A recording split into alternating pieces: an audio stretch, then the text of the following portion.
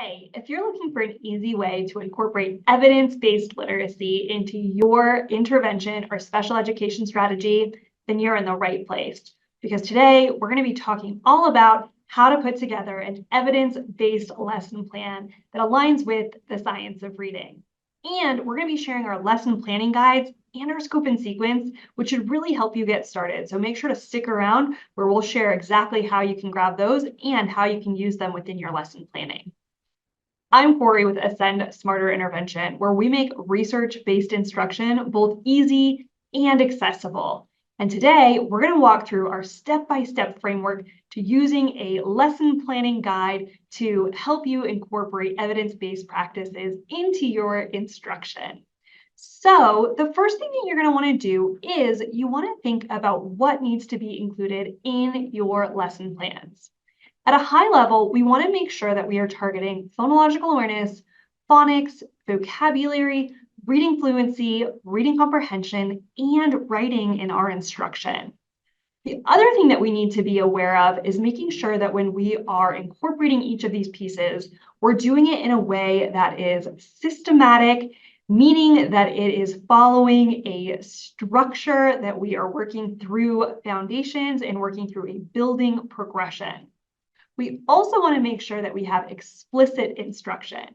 So we want to make sure that each of the concepts that we're teaching are going to have direct instruction and that we're not assuming that students are making leaps without us giving them that explicit instruction in each of the concepts.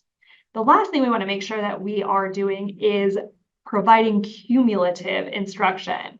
So that means that we are consistently going back and reviewing the previously instructed concepts so that students can see how those concepts are building upon each other.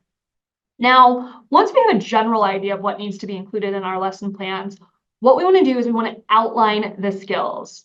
So you can use our lesson planning guides as an example of how you might outline those specific skills. Now, the way that we've outlined our lesson planning guide provides an opportunity to hit each of those core components that we talked about, as well as their reciprocal writing processes. We also have an opportunity to make sure that we are hitting on some of that review material in there, that we have an opportunity to explicitly teach concepts and then develop those skills. So sometimes what that might look like is after explicitly teaching a phonics rule, we are going to do some skill development where we might practice vocabulary with those skills. We might review phonological awareness with those skills. We might just have an opportunity to dig a little bit deeper so that students can really see how that applies to other areas or to their everyday life. So this might also be an opportunity where we're pulling a quick book so that they can go and look for that pattern or things like that within there.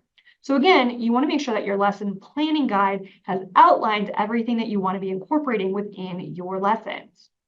The next step is to use a scope and sequence. So using a scope and sequence is going to allow you to make sure that you are putting your skills in a building progression. That's what's creating that systematic or structured literacy as opposed to just teaching each of the core components, which is important, but we also want to make sure that it's in a building progression. You can absolutely take a look at our scope and sequence so that you can see how we put this together in a building progression. And that's also going to allow us to have that cumulative instruction where we know what we can go back and continue reviewing. The next step is to identify where your students are at. You want to make sure that you're targeting individual needs. And so you need to have an idea of what specific skills your students need to know.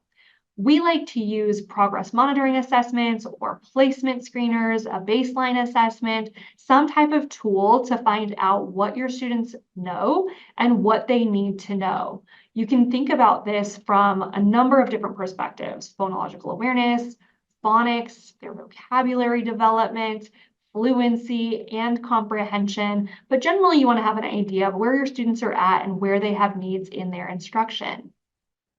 The next thing that you want to focus on is timing. So once you know what skills you're going to be teaching, you have each of those outlined, you know what progression you're going to be teaching each of those skills, you know where your students are at and where they need to go, you need to think about the time that you have available for your lessons. So depending on your setting, you may be able to see students for an hour twice per week. You may be able to see students 5 times per week for 30 minutes. And essentially what you're doing is you're taking your lesson plan and you're dividing that up into individual blocks so that you can then think about those blocks or segments and you can start to put those into different timing components. So, for example, if we know that we're going to focus on phonological awareness and review skills, and we know that that's going to take about 20 minutes, then we can put that into a block and know that we can adjust that to meet our needs, and also we can adjust that to meet our students' needs. So if we need to move a little bit slower, or if we're able to move a little bit quicker, we're definitely able to do that. We can also adjust our instruction. So for example, if we had 30 words that we planned to read, but we run out of time, we may only be able to read 15. That's okay, as long as we make sure that we're hitting each of those core components and that we aren't leaving anything out. It's okay to make adjustments as needed. The last thing we want to do after we've got all of that in place is we want to pull together our resources. So we want to make sure that we actually have activities that are going to target each of those different skills that we want our students working on. Now, here at Ascend, we use Delivering Smarter Intervention curriculum as a way to provide a systematic and explicit instruction in all of the foundational skills so that students have that systematic phonics-based progression in order to decode effectively, and that's going to help support their comprehension.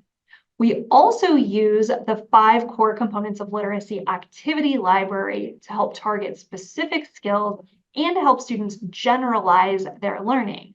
So again, you can use a number of different resources, but you want to make sure that you have resources available to you so that you can really round out that lesson planning.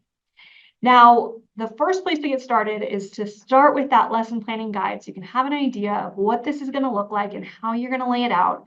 So make sure to grab our free lesson planning guides and that scope and sequence so that you can get started putting your instruction together. Also, make sure to click like or subscribe so that you can be the first one to find out when we drop new videos where we talk about tips, tricks, and strategies to help you put evidence-based practices into your instruction.